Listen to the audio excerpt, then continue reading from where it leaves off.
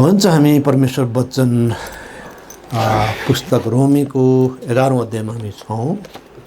पुस्तक रोमीको 11औं अध्याय है, उत्साहजनक छ अध्ययन। पहिला हामी 11 अध्यायको 1 देखि 4 पढ्नेछौँ। पुस्तक रोमी 11 को 1 देखि 4 आजको यस अध्ययनमा यहाँ सबैलाई हामी हार्दिक स्वागत गर्छौँ।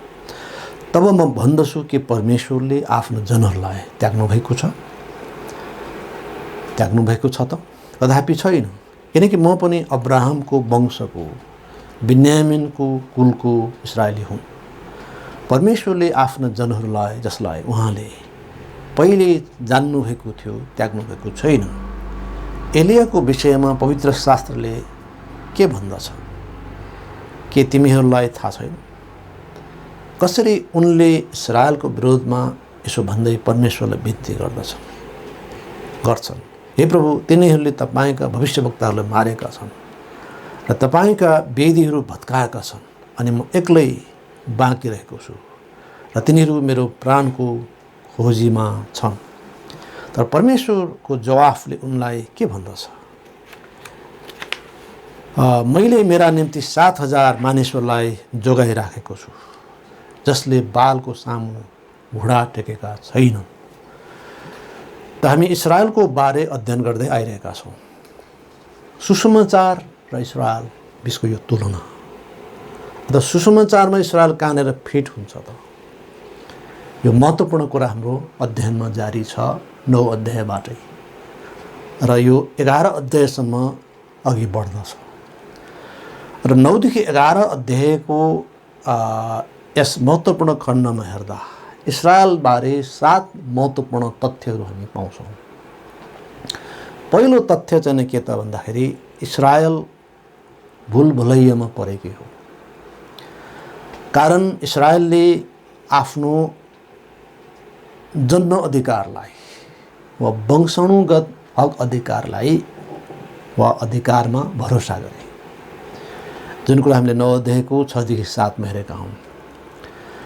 र यस प्रकारले उनीहरूले ठाने कि हामी यहुदी हौँ, पुग्यो, भइहाल्यो, हामी यहुदी हौँ, सकियो हैन। त्यो त कुनै क्रिस्चियन परिवारमा जन्मेको छोराछोरी, म क्रिस्चियन हुँ, म क्रिस्चियन परिवारमा जन्मेको हुँ, मेरो बुवामा क्रिस्चियन हो, मेरो हजुरबा पनि क्रिस्चियन हो, सायद त्यो होला, अनि म क्रिस्चियन घरानामै जन्मेको हुँ, गवाई दिँदैछ बेला। कसरी मुक्ति पाउनु? म त जन्मै क्रिस्चियन हुँ। यो चाहिँ नै हाँसो उठ्दो गवाई हुन्छ। यदि कसैले त्यस्तो गवाई दिइरहनु भएको छ, यो हाँसो उठ्दो गवाई हो। कोही क्रिस्चियन परिवारमा जन्मदैमा क्रिस्चियन बन्दैन। कोही यहुदी परिवारमा जन्मदैमा ऊ अब्राहमको आशिषको हकदार हुँदैन, अब्राहमलाई दिइएको प्रतिज्ञाको हकदार हुँदैन। यसर्थ इस्राएल भुलभुलैयामा परेको हो, किनकि इस्राएलले आफ्नो वंशाणुगत हक अधिकारमा भरोसा गरे, 1 नम्बर। दोस्रो, इस्राएलले परमेश्वरलाई विश्वास अनुसार खोजेनन्, तर व्यवस्थाका काम अनुसार खोजे। 9 अध्याय 32 पद। इस्राएलले परमेश्वरलाई विश्वास अनुसार खोजेनन्, तर व्यवस्थाका काम अनुसार खोजे। त पहिलो कुरा के त? हामी यहुदी हौँ, हामी यहुदी, त्यसै हामी परमेश्वरको सन्तान हौँ। अन्य जातिहरू जस्तो हो र, जेन्टाइल्स, प्यागन हैन, यी बेखत्नेहरू यी जस्ता हुन् र हामी, यी दुष्टहरू, यी पापीहरू जस्ता हामी होइन। हामी जन्मजात शुद्ध, जन्मजात परमेश्वरका सन्तान। यो खालको भरोसा उनीहरूको भुलभुलैया थियो, पहिलो नम्बर। त उनीहरूले चाहिँ नै परमेश्वरलाई विश्वास अनुसार खोजेनन्, तर व्यवस्थाका काम अनुसार खोजे। व्यवस्थाको सबै विधि विधान पुरा गरेपछि परमेश्वर खुसी भइहाल्नुहुन्छ। हरेक विश्राम दिनको नियम अनुसार पालन गर्ने हो। र सबै चाडहरू, सबै परमेश्वरले तोक्नुभएका दिनहरू हुबहु त्यही प्रक्रियामा, त्यही विधि अनुरूप पालन गर्ने हो। बलिदानका कुराहरू हुबहु पालन गर्ने हो। खानपानमा बडो होसियार हुने हो। अशुद्ध कुरा नखाने हो, सुँगुर नखाने हो। हामी यहुदी, हामी यहुदी, हामी यहुदी। यस प्रकारले व्यवस्थाका कुरामा उनीहरूले भरोसा गरे र व्यवस्थाको कामअनुसार उनीहरूले परमेश्वरलाई खोजे। यो अर्को त्रुटि थियो। र तेस्रो सत्यता यहुदीहरूको सवालमा त्यो के त भन्दा यहुदीहरू र जातिहरूमा भिन्नता छैन। सुसमाचारको सम्बन्धमा वा मुक्तिको सम्बन्धमा यहुदीहरू र जातिहरू बिचमा भिन्नता छैन। सबै नै विश्वासद्वारा बचाइन्छन्। 10 अध्यायको 12 र 13 पद लेखिएको छ। यो तेस्रो महत्त्वपूर्ण कुरा कि यहुदी र जातिहरू बिचमा भिन्नता छैन। त्यसरी अन्य जातिहरू वा जातिहरू नेसन्सहरू सुसमाचारमाथि गरिएको विश्वास अर्थात् येशू ख्रीष्ट हाम्रो पापलाई मर्नुभयो र फेरि बौरी उठ्नुभयो, सबैको प्रभु हुनुहुन्छ, महिमामा हुनुहुन्छ, परमेश्वर दाहिने बाहुले हुनुहुन्छ। अब हामीले आफ्नो दुष्टता, कुरूपता, सबै पापहरूबाट पश्चाताप गरेर येशू ख्रीष्टमा विश्वास गरेर त्यसरी नेसन्सहरू, जातिहरू, नेपालीहरू मुक्ति पाएका छन्। यहुदीहरूले पनि त्यसरी मुक्ति पाउने हुन्, अर्को उपाय छैन। र चौथो सत्यता के त जुन हामी 11 अध्यायमा सुरु भएको पाउँछौँ, त्यो के त यद्यपि यहुदीहरू त्यागिएका छन् तर सबै त्यागिएका होइनन्, सबै त्यागिएका होइनन्। त्यही कुरा हामी यहाँ पाउँछौँ कि तपाईँले 11 अध्यायको 1 देखि 4 खण्डमा हामी पाउँछौँ। यस प्रकारले हामीले बुझ्न आवश्यक छ कि यहुदीहरू सबै त्यागिएको होइन। र कतिपय अवस्थामा पाउलहरूलाई कता त्यो लाग्छ, अहो हामी थोरै मात्रै ख्रिस्टमा आएका छौँ। अधिकांश यहुदीहरू चाहे यरुसलेममा, चाहे यहुदियामा, चाहे कुनै पनि क्षेत्रमा जहाँ बसोबास गर्छन्, सुसमाचारलाई अस्वीकार गर्छन्। पाउललाई साह्रो दुःख लाग्छ, कहिलेकाहीँ साह्रो रुन मन लाग्छ कुनै ठाउँमा बसेर है। र उनले भनेका छन् 9 अध्यायको 3 पदमा, 2 र 3मा कि मेरो हृदयमा भारी शोक र नटुङ्गिने पीडा छ, किन मेरा भाइहरूको निम्ति जो शरीर अनुसार मेरा आफन्तहरू हुन्, बरु मनै ख्रिस्टबाट श्रापित भएको भए हुन्थ्यो भन्ने इच्छा म गर्दथेँ। मेरो जाति इस्रायल राष्ट्र पछि पर्यो। ती अविश्वासीहरू, ती चाहिँ नि बेखत्नेहरू भनिनेहरू अथवा जातिहरू, मूर्ति पूजकहरू, सबै खाले गोलमालका शिक्षा मान्नेहरू, यतै पुज्ने उतै पुज्ने, आकाशकालाई पुज्ने, धरतीकालाई पुज्ने, पानीकालाई पुज्ने, हर थोकलाई पुज्ने, ईश्वर चिन्या छैन। ती चाहिँ नै प्रभुमा आए, सत्यतामा आए, प्रभुको भय मान्ने भए, ती परमेश्वर सन्तान भए। यहुदीहरू त छैन, घमण्डी, अविश्वासी, दुष्टहरू यो किसिमको रूपमा जहाँसुकै देखिए। र यो देखेर पाउललाई साह्रो दुःख लाग्छ, मनमा साह्रो चाहिँ मन रोएर आउँछ। 10 अध्याय 1 पद पनि उल्लेख गरेको छ। 10 अध्याय 1 पद, भाइहरू हो, मेरो हृदयको चाहना र इस्राएलका लागि परमेश्वरप्रतिको प्रार्थना यो छ, तिनीहरूले मुक्ति पाउन्, इस्राएलीले मुक्ति पाउन्। मन रुन्छ पावलको, मन रुन्छ पावलको। र तैपनि 11 अध्यायमा पावलले पनि सान्त्वना प्राप्त गरेका छन्। एलियाको उदाहरण छ।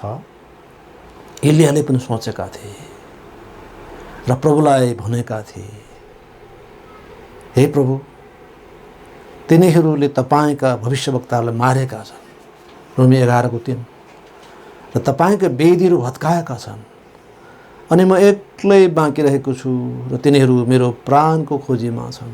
कता पावललाई पनि एक्लोपन महसुस हुन्थ्यो। जहाँ गए पनि अरू जाति भाइहरू प्रभुमा आएका छन्, ती प्रिय भाइहरू हुन्, तैपनि इस्रायल राष्ट्र त्यतिका आशिषका भागीदार भएर पनि उनीहरू जहाँ पनि थोरै यहुदी विश्वासीहरू, कयौँ चर्चमा त छँदै छैन। उसलाई कुना बसेर रुन मन लाग्छ, मेरो जातिको हालत किन यस्तो। त एलियालाई लागेको थियो कि म मात्रै बाँकी छु प्रभु, सबैका सबै मूर्ति पूजामा गए, दुष्टतामा गए, है। पवित्र शास्त्र बाइबलले मूर्ति पूजालाई पाप भनेको छ र परमेश्वरको 10 आज्ञा जो उहाँले दिनुभयो दोस्रो आज्ञामा त्यो लेखिएको छ, कुनै प्रतिमूर्ति बनाउने र पुज्ने काम नगर्नु। कुनै पनि चिजको प्रतिमूर्ति बनाएर पुज्ने काम नगर्नु यो पाप हो, यो दुष्टता हो। र यस प्रकारले चाहिँ नि पावल प्रेरितलाई लागे जस्तै त्योभन्दा बेसी चाहिँ नि एलियालाई लाग्यो, म मात्रै बाँकी छु। सबैले बाल देवतालाई पूजा गर्छन्। सूर्यलाई बाल देवता भने सूर्य हो, सूर्यलाई पूजा गर्छन्। अशेरा देवीलाई पूजा गर्छन्। र उनले भनेका थिए कि म एक्लै बाँकी रहेछु। तर प्रभुले भन्नुभयो, के भन्नुभयो? 4 पद। तर परमेश्वरको जवाफले उनलाई के भन्दछ? मेरा निम्ति 7,000 मानिसहरूलाई जोगाइराखेको छु, जसले बालको सामु घुँडा टेकेका छैनन्। यस कुराले एलियालाई सान्त्वना दिए जस्तै पावललाई पनि सान्त्वना छ, पावललाई पनि सान्त्वना छ है। र उनले भनेको छ परमेश्वरले के आफ्नो जनलाई त्याग्नु भएको छ? के यहुदीहरू 0 हो? विश्वासमा आउनेहरूको सङ्ख्या 0 हो? होइन। उनले भनेका छन् कदापि होइन, म आफै पनि यहुदी हुँ। एक पदले भनेको छ, किन म पनि अब्राहमको वंशको बिन्यामिनको इस्राएली हुँ। र धेरै चाहिँ नि विश्वासहरू तात्कालीन समय यहुदीहरू थिए र यरुसलेममा हजारौँ यहुदीहरू ख्रिस्टमा थिए। हेर्नुहोस्, यरुसलेमको जुन चर्च हो जहाँ एकै दिनमा 3,000 यहुदीहरू विश्वासमा आए, त्यो थोरै दिनमै 5,000 को सङ्ख्या देखाइएको छ। हजारौँ यहुदी क्रिस्चियनहरू यरुसलेममा थिए। त्यहाँ आएको सतावट कारणले ती सबै ठाउँमा छरपुष्ट भए। ती छरपुष्ट हुनेहरू यहुदीहरू नै थिए र जहाँ जहाँ गए उनीहरूले बाइबल साथमा बोके अथवा प्रभुको व्यवस्था वा वचन साथमै लिए, हृदयमै लिएर गए र ख्रिस्ट प्रचार गरे जहाँ पनि। त्यस पछाडि चाहिँ धेरै जसो चाहिँ ती यहुदी क्रिस्चियनहरू बिजनेस सेन्टर्सहरूमा जहाँ काम पाइन्छ होइन, प्रभुको निम्ति काम गर्न सकिन्छ, त्यस्ता ठाउँहरूमा सरेको देखिन्छ। यसैले प्रारम्भिक चरणमा सुसमाचार फैलाउनु त यहुदी नै हो, विवाद छैन। त्यसैले चौथो बुँदा यहुदीहरू सम्बन्धमा चौथो सत्यता के हो त? यद्यपि यहुदीहरू त्यागिएका छन्, सबै त्यागिएका होइनन्। आज पनि लाखौँ यहुदीहरू हुन सक्छ संसारमा विश्वासहरू। यो खुसीको कुरा हो। उनीहरूको सङ्ख्या विश्वभर करोडौँ हुनसक्छ यहुदीहरूको, तर तीमध्ये यहुदी क्रिस्चियनहरू लाखौँको सङ्ख्या हुन सक्छ। त्यसैले प्रभुले भन्नुभएको छ कि सबै त्यागिएको होइन। यसलाई चाहिँ प्रभुले रेमनेन्ट भन्नुभएको छ, बचाइएको भाग भन्नुभएको छ, बाँकी रहेको भाग भनेको छ। 5 पद हेर्नुहोस्। तब यही प्रकारले यस वर्तमान समय पनि अनुग्रहको चुनावअनुसार बाँकी रहेको भाग छ। आमेन। रेमनेन्ट, बाँकी रहेको भाग। सबैले त्यागे तर बाँकीले त्यागेका छैन। यसरी बाँकी रहेको भाग भनिन्छ। यद्यपि यहुदीहरूले ख्रिस्टलाई त्यागे, उहाँमा हजारौँ व्यक्तिहरू विश्वासमा आएका थिए। हामी पुस्तक प्रेरितको 2:41 पाउँछौँ। त्यहाँ यहुदीहरूको सङ्ख्या, थपिनेहरूको सङ्ख्या 3,000 थियो। 4 को 4, 6 को 1 ले देखाउँछ। त्यहाँ हजारौँ यहुदीहरू थपिने क्रममा थियो। यसर्थ परमेश्वर यस बाँकी भागलाई जाति, काम वा अन्य आधारमा होइन त अनुग्रहद्वारा चुन्नुभयो, अनुग्रहद्वारा बचाउनुभयो। जातिहरू, नेसन्सहरू अनुग्रहबाट बचाइए जस्तै यहुदीहरू पनि त्यही सुसमाचार विश्वास गरेर अनुग्रहबाट बचाइएको हो। यहुदीहरूले एक खाले स्ट्यान्डर्ड, अन्य जातिहरू वा जातिहरूलाई अर्को स्ट्यान्डर्ड थिएन। उही स्ट्यान्डर्ड, एउटै स्ट्यान्डर्ड, सुसमाचारको स्तर उही कि सबैले त्यही सुसमाचारमा विश्वास गर्ने हो र यसरी उनीहरू बचाइए। यसकारण दोस्रो तिमोथी 1:9 लेखेको छ, उहाँले हाम्रा कामहरू अनुसार होइन तर उहाँकै आफ्नो मनसाय र संसार सुरु हुनुभन्दा पहिल्यै हामीलाई ख्रिस्ट येशूमा दिएको अनुग्रह अनुसार हामीलाई बचाउनु भएको छ र पवित्र बोलावटले बोलाउनु भएको छ। दोस्रो तिमोथीको 9 भनेको छ, पावलले यो भनेको छ है। त ख्रिस्ट येशूमा दिएको अनुग्रह अनुसारै पावल बचाइएको, अरू यहुदीहरू बचाइने हो, जातिहरू पनि त्यसरी नै बचाइने हो। सुसमाचारको स्ट्यान्डर्ड फरक छैन। र 11को 6 मा लेखिएको छ, तर अनुग्रहद्वारा हो भने यो कामहरूद्वारा हुँदै होइन, न त अनुग्रह नै हुँदैन। तर यो चाहिँ कामहरूद्वारा हो भने यो अनुग्रह नै होइन, नत्र त काम नै होइन। यसरी अनुग्रह र काम बिचमा अन्तर छ। तपाईँ दिनभरि काम गर्नुहुन्छ, साँझमा केही पाउनुहुन्छ, त्यो ज्याला बनिन्छ। र ज्यालाको लागि तपाईँले यदि ज्याला दिएन भने प्रहरीमा पनि तपाईँले के अरे भन्न सक्नुहुन्छ, मलाई फल्नाले काम गरेर ज्याला दिएन, 2 वर्ष भयो दिएन, यताउता होइन। तर दान फरक कुरा हो। मेरो बर्थडेमा चाहिँ मेरो बुवाले एउटा घडी किन्दैन भने पुलिसमा जान मिल्दैन, मेरो साथीले गिफ्ट दिएन भनेर जान सक्नुहुन्न। गिफ्टको लागि केवल धन्यवाद दिने हो, गिफ्टको लागि दाबी गर्न सकिन्न।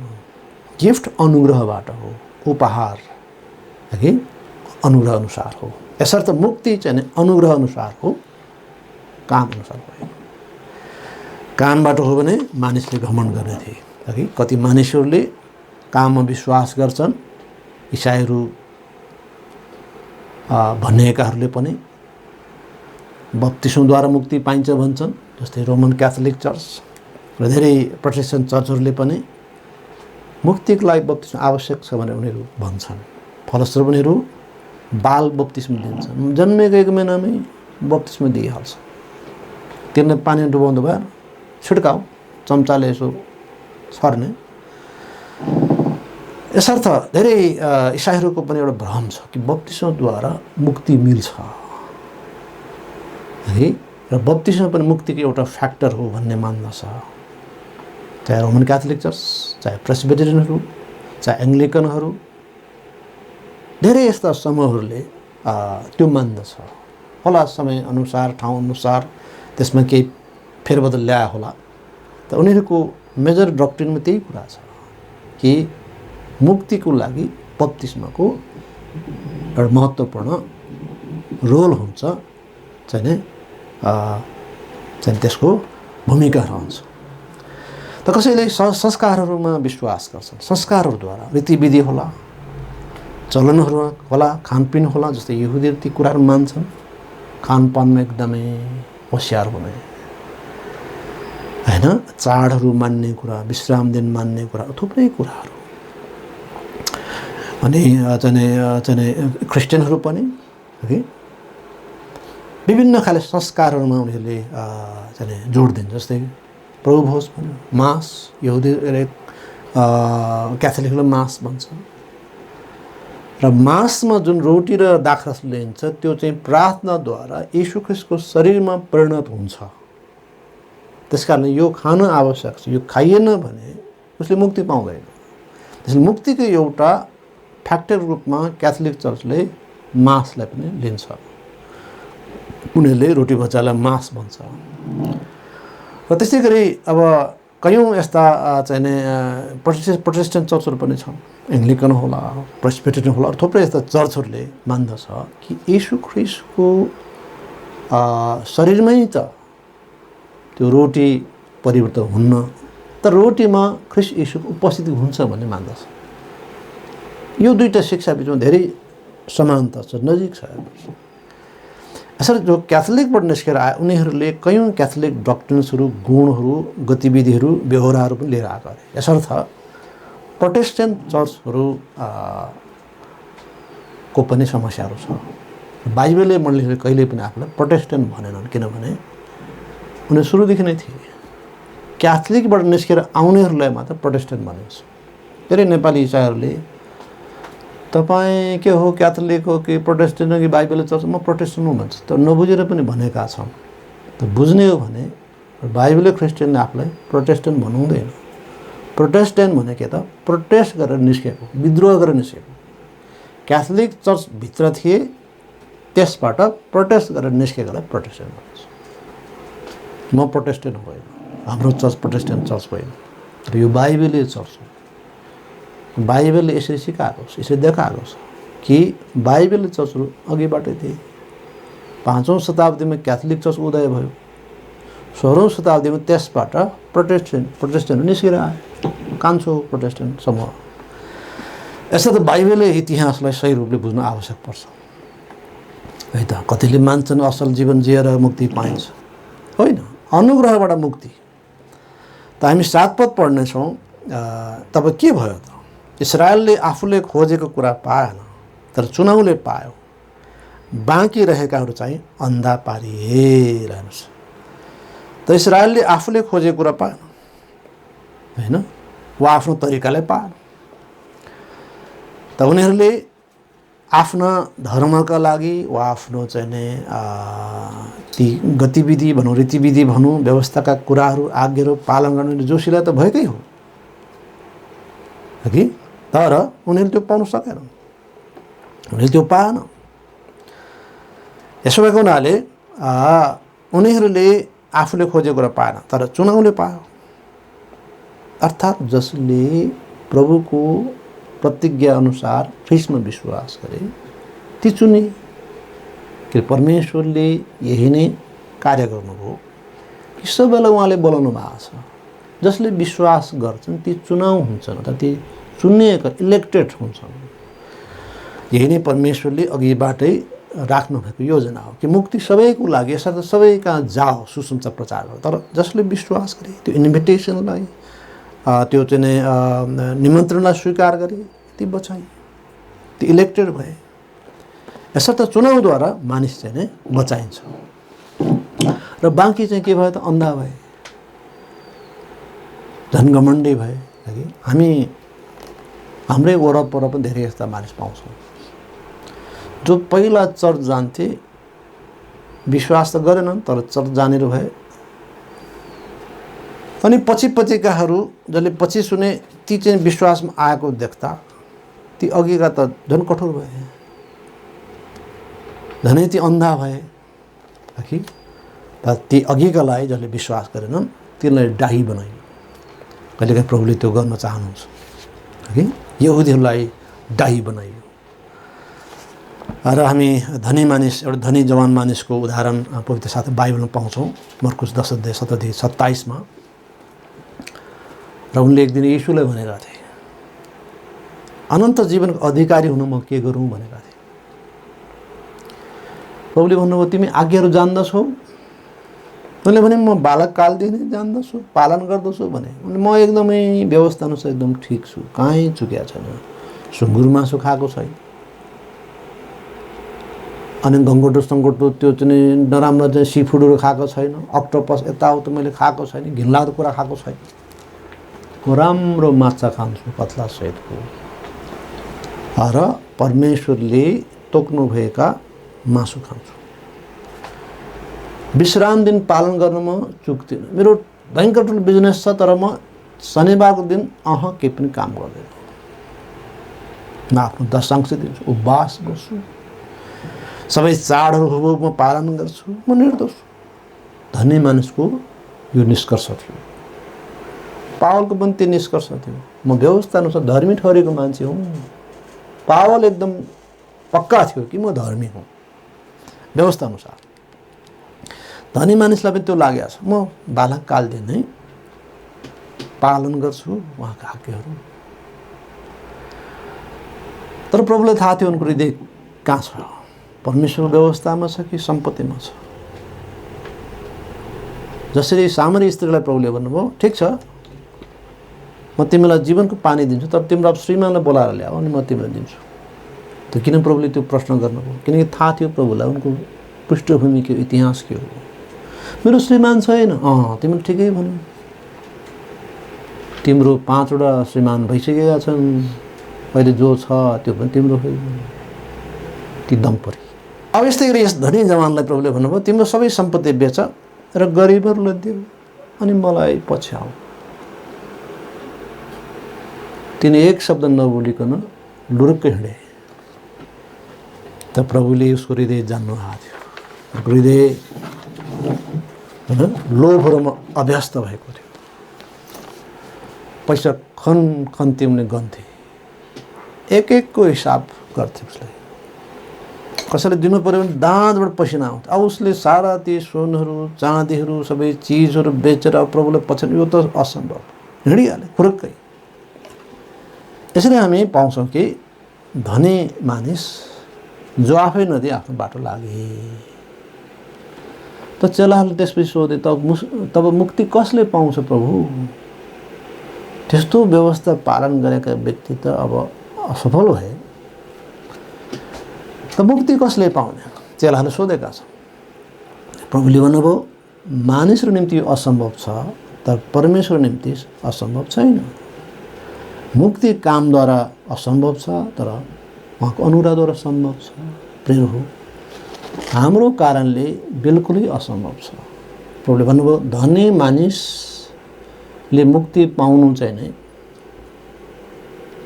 एउटा सानो सियोको नाथ्रीमा प्वालमा ठुलो उँट छिर्नु बरु सजिलो होला, त्योभन्दा गाह्रो छ धनी मान्छे स्वर्ग राज्यमा जानलाई। अर्थात् मानिसले आफ्नो प्रयासले सम्भव छैन। आफ्नो प्रयासले मुक्ति पाउन खोज्नु भनेको त्यो सानो सियोको नाथ्रीमा उँट छिर्नु सजिलो होला, एउटा मानिसलाई कामद्वारा मुक्ति पाउन असम्भव छ। र प्रभुले भन्नुभयो, यो मानिसमा असम्भव छ, तर परमेश्वरको निम्ति होइन। यसर्थ हामी जे छौँ उहाँको अनुग्रहले छौँ। प्रिय हो, हामीले मुक्ति पाएका छौँ उहाँकै कारणले हो। अब 8-10 पद खण्ड हामी पढ्नेछौँ। लेखिएको अनुसार आजको दिनसम्म परमेश्वरले तिनीहरूलाई निन्द्राको आत्मा, नदेख्नलाई आँखाहरू र नसुन्नलाई कानहरू दिनुभएको छ। दाउद भन्दछन्, तिनीहरूको टेबल तिनीहरूका निम्ति पासो, धराव, ठक्करको कारण र बदला लिने वस्तु बनोस्। तिनीहरूले नदेख्नलाई तिनीहरूका आँखा अँध्यारा हुन् र तिनीहरूका पिठ्यु सधैँ झुकाइरहोस्। है त हामी देख्छौँ कि परमेश्वरले 5औं तथ्य इस्राएल सम्बन्ध के भन्नुभयो भन्दा, हाल यहुदीहरू निन्द्राको अवस्थामा छन्, निभाएका छन्। हामीले 9 अध्यायदेखि 11 अध्यायसम्म इस्राएल सम्बन्धमा 7 तथ्यहरू पाउँछौँ। पहिलो तथ्य, इस्राएल आफ्नो जन्माधिकारमा वा जातमा भरोसा गरेर भुलभुलैयामा परेका छन्। नम्बर 2, इस्राएलले परमेश्वरलाई विश्वास अनुसार खोजेनन्, तर व्यवस्थाको काम अनुसार खोजे। नम्बर 3, यहुदी र जातिहरूमा भिन्नता छैन, सबै नै विश्वासद्वारा बचाइन्छन्। नम्बर 4, यहुदीहरू यद्यपि यहुदीहरू त्यागिएका छन्, सबै त्यागिएका होइन। नम्बर 5, हाल यहुदीहरू निन्द्राको अवस्थामा रहेका छन्, घुवार निदाएका छन्। आत्मिक रूपमा उनीहरूले केही बुझ्दैनन्। हो दाजु, येशू प्रभु तपाईँको लागि मर्नुभयो? के भनेको? एउटा निदाएको मान्छेले एउटा छेउ कुनो केही बुझ्दैन भने जस्तै त्यो किसिमको अवस्था हो यहुदीहरूको अवस्था। त्यो यसर्थ अविश्वासी इस्राएलको अवस्था आज कस्तो छ त? यसै 29:10ले भनेको छ, भजन 69, 22-23ले भनेको छ कि तिनीहरूमा निदाएको आत्माले छोएको छ, निन्द्राको आत्माले छोएको छ वा छोपेको छ। है, निदाएका छन् घुवार घुर्दै। त आँखा त छन् तर तिनीहरूले देख्छन्, कान त छन् तर सुन्दैनन्, झुकेको पिठो छ भनेको छ। परमेश्वरलाई पिठो फर्काउँछन्, चाहिँदैन, पर। यसर्थ तिनीहरूको टेबल तिनीहरूको निम्ति पासो भएको छ, धराप भएको छ, ठक्करको कारण भएको छ, बदला लिने वस्तु बनेको छ। यहुदीहरूले ख्रिस्टलाई अपमान गरे, त्यागे, क्रुसमा टङ्गाए, सिरका पिउन दिए। यसरी प्रभु आफ्नै कहाँ आउनुभयो त आफ्नैले उहाँलाई त्यागे। त्यसरी परमेश्वरले तिनीहरूको न्याय गर्नुभयो, तिनीहरूको टेबललाई अर्थात् तिनीहरूको अधिकार तथा सुख सुविधालाई रद्द गर्नुभयो। टेबलमा विभिन्न थरीका मिष्ठान्न भोजनहरू तयार हुन्छ। त्यो सबै खोसियो र स्रोत साधन र सबै बन्दोबस्तहरूलाई उहाँले भङ्ग तुल्याइदिनु भयो। तिनीहरूको कम्मरहरूलाई झुक्ने न्युरोने पार्नु। तिनीहरू साह्रै दुःख पाए, सारा विश्वभर नै दासत्वमा रहे। जाति जातिहरूको बिचमा उनीहरू दासत्वमा रहनु पर्यो। साह्रो दुःख पाए यहुदीहरूले। यहुदी राष्ट्रमाथि परमेश्वर न्याय आयो। उहाँले तिनीहरूमाथि भारी विपत्ति ल्याउनु भयो, अस्तव्यस्त पार्नुभयो है। र हामी देख्छौँ ईस्वी सन् 70 पछि इस्रायल एउटा राष्ट्रको रूपमा रहेन, एक ठाउँमा रहेन, छरपुष्टि पार्यो। सारा विश्वभरि नै ती तितर बितर भएर रहे। तिनीहरू अन्धा भए, बहिरा भए, भारीले थिच्ची। एउटा अतुलनीय दुःखद मानव इतिहास उनीहरूले बेहोरे। हिटलरको नेतृत्वमा दोस्रो विश्वयुद्धमा 6 मिलियन ज्युजहरू मारिए भन्ने इतिहास छ। 6 मिलियन ज्युज भनेको 60 लाख यहुदीहरू। ठुला ठुला ग्यास भण्डारहरू बनाइएका थिए त्यसलाई सिध्याउनु। हिटलरको नीति के थियो? हामी जर्मनीलाई दुःख दिने यहुदी नै हो र हामी जर्मनी शुद्ध जाति, यहुदी चाहिँ काम नरहने जाति, यसलाई सिध्याउनु पर्छ। ठुला ठुला ग्यास च्याम्बरहरू बनाइएका हुन्थे। चाहिँ कुन बेला सरकार के निर्देश आउँछ थाहा हुँदैन थियो। र तिमीहरूलाई एउटा सुन्दर देशको व्यवस्था गरेको छ, तिमीहरू सब आऊ। एक किसिमले खुसी पनि भए, ओहो हाम्रो लागि व्यवस्था गरेको छ कि सरकारले। र डराए पनि, अब नचाहेर पनि, जबरजस्ती पनि जानु पर्यो। सब ट्रेनमा खचाखच गरेर कता हो कता लगिन्थे, निश्चित ठाउँमा लगिन्थे र झारेथे। सब लाइन लाग्ने है। तिनका चाहिँ एउटा त्यान्द्रो समेत नरहने गरी सबै कपडाहरू खोकालिएको हुन्थे। केही महिला, केही पुरुष, के सबै तिनका सुन चाँदी जति पनि आफ्नो ती धनाढ्य थिए, ती बिजनेसम्यानहरू थिए, साथमै हुन्थे। यात्रा हो के हो कसो अब त्यहाँ छोड्ने कुरा आएन। भयभर सबै सम्पत्ति चाहिँ उनीहरू बोकेर ल्याएको हुन्थे। ती सब लुटे। अनि त्यसपछि ठुलो घरभित्र हुलियो। कति विशाल घर, गाछ हुल्याछ न हुल्याछ। अनि पुरा हलभित्र प्याक भइसकेपछि ढोका ड्याम्ब लगाइन्थ्यो। अनि परतिर इन्जिन खोलिन्थ्यो र इन्जिनले त्यस भवनभित्र विष प्रसारण गर्थे, ग्यास पठाउँथे। एकैछिनमा केही सेकेन्डमै ठिङ्ग मरिहाल्थे। एउटा तरिका त्यसरी मारियो भने अर्को तरिका चाहिँ क्याम्पहरू, त्यसलाई चाहिँ भोकै मार्ने क्याम्प भनिन्छ। त्यसलाई ठुला ठुला भवनहरू छन्, तल पर खाट राखेका छन्, मान्छेहरूलाई खचाखच राखेका छ हैन। उल्टिने पल्टिने ठाउँ पनि नहुने गरी। अनि त्यसलाई भोकै मारिएका छन्। त्यसलाई कन्सन्ट्रेसन क्याम्प भनिन्थ्यो। कन्सन्ट्रेसन क्याम्प, तपस्या क्याम्प जस्तै भने जस्तै। खाना नपाएर हड्डी मात्रै बाँकी रहन्छन्, ती बाँच्थे। मान्छे हतपत मर्दैन। साह्रो बिजोग गरेर पनि मारेका थिए। 60 लाख यहुदीहरू मारे। सबै किन? तिनको अविश्वासको कारणले, अविश्वास कारणले। तसर्थ प्रभुप्रति अविश्वास डरलाग्दो कुरा हो। प्रभुले न्याय गर्नुहुन्छ। इस्रायललाई प्रभुले यसरी त्यो अवस्थामा पुर्याउनु, किनभने इस्रायलले आफ्नो मसीहलाई इन्कार गरे। प्रभुको जनलाई सताउने उनीहरू अग्रपन्थीमा थिए।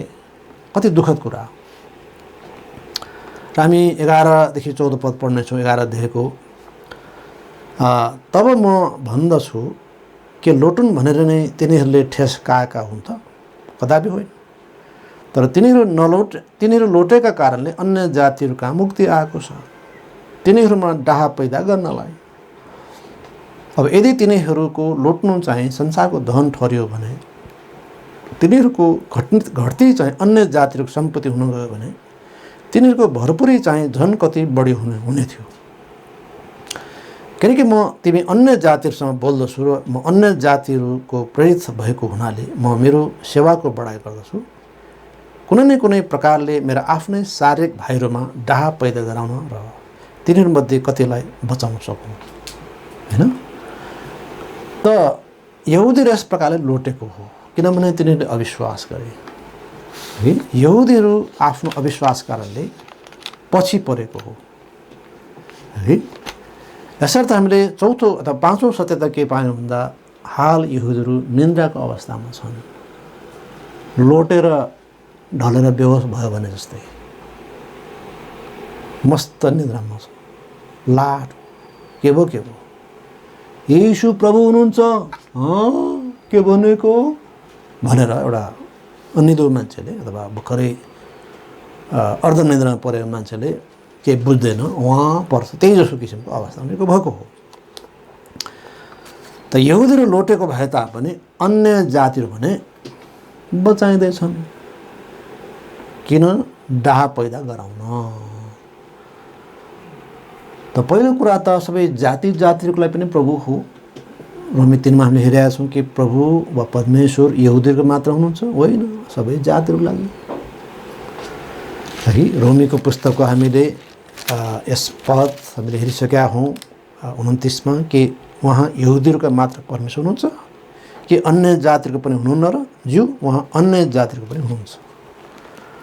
त परमेश्वर सबैको लागि हो, तर तथापि परमेश्वरले अन्य जाति ठुलो रिभाइभल ल्याउनु भयो, आत्माको कार्य गर्नुभयो।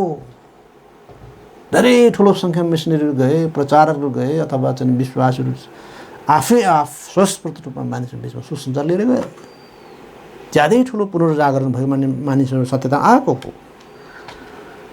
प्रभुले नै त्यो किसिमले वातावरण अघि बढाउनु भयो ताकि यहुदीहरूमा डाहा पैदा होस्।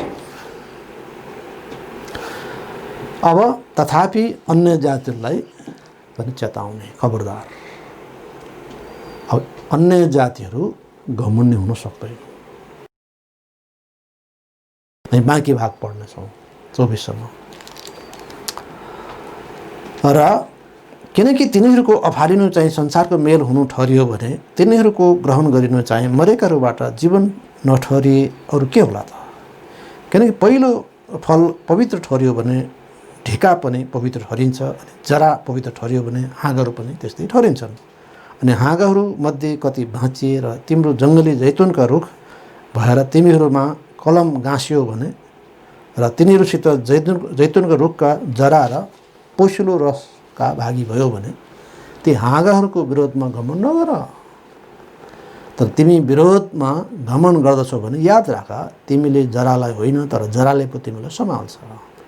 तब तिमीले भन्ने छौ म कलम गाँसिन सकौँ भनेर नै ती हाँगाहरू बाँचे। ठिक हो, अविश्वासको कारणले तिनीहरू बाँचे र तिमी चाहिँ विश्वासद्वारा उभिँदछौ। अभिमानी नहो तर डराऊ, किनभने परमेश्वरले स्वाभाविक हाँगाहरूलाई बाँकी राख्नु भएन भने होसियार हो, कहीँ तिमीलाई पनि बाँकी राख्नुहुन्न कि। यसकारण परमेश्वरको कृपा र कठोरतालाई हेर। ती लोट्नेहरू माथि कठोरता पर्यो तर त्यही माथि कृपा। यदि तिमी उहाँको दयामा लागिरह्यौ भने नत्र भने तिमी काटिनेछौ। अनि तिनीहरू अविश्वासमा रहेनन् भने तिनीहरू पनि कलम गाँसिनेछन्, किन तिनीहरूलाई फेरि कलम गाँस्नलाई परमेश्वर सामर्थ्य हुनुहुन्छ। किनकि तिमी पनि स्वभाव अनुसार जङ्गली जैतुनको रुखबाट काटिएर स्वभावको विपरीत त्यस असल जैतुनको रुखमा कलम गाँसियो भने झन् यो स्वाभाविक हाँगाहरू यिनीहरूको आफ्नै जैतुनको रुखमा कति बढ्ता गरी कलम भएर गाँसिएलान् त। यसैले अब अन्तमा चाहिँ अन्य जातिहरूलाई चेताउने, नेसन्सहरूलाई चेताउने, अर्थात् अन्य जाति विश्वासीहरूले। अब जसले विश्वास गरिरहेका छन् तिनीलाई त समय हो, त्यो त निधाएको अवस्थामा नै रहेका छन्, वास्तवमा पापमा मरेकै अवस्थामा छन्। येशू मुक्तिदाता हुनुहुन्छ दाजु, यो कुरा बुझ्नुहोस्। के भनेको? त्यो अवस्था त त्यही हो होइन, तर पनि जो विश्वासमा आए तिनीहरूलाई यो चेतावनी दिएको हो है।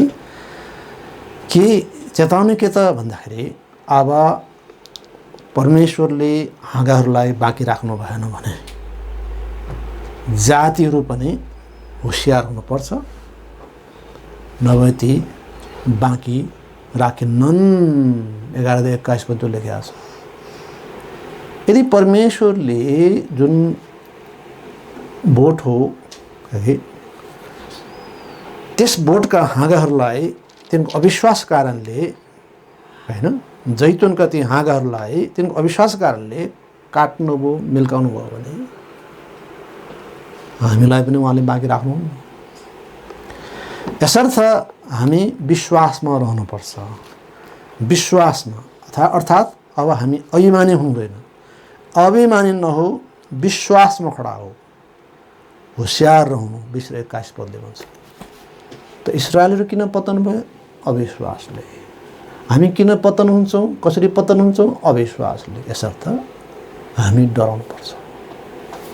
यी यहुदीहरू काम छैन, हामी चाहिँ ख्रिस्टमा आएका छौँ, हामी चाहिँ विशेष छौँ भनेर सोच्नु गलत हुन्छ। किन ती बेकामे भयो त? अविश्वास कारणले। अनि हामी पनि अविश्वासी भयौँ भने हाम्रो हालत अझ के हो? त्यसरी पहिलो चेतावनी यहुदी अन्य जाति विश्वासीले छ, होशियार है, होशियार, अभिमानी नहो, विश्वासमा खडा हो।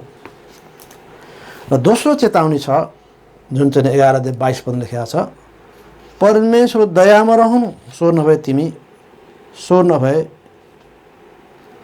तिमीहरू बाँकी रहन्नौ, तिमीहरू काटिन्छौ। यसर्थ दुईटा सचेतना हामीलाई गराएको छ। एउटा विश्वासमा रहनु, अर्को चाहिँ नै प्रभुको दयामा रहनु।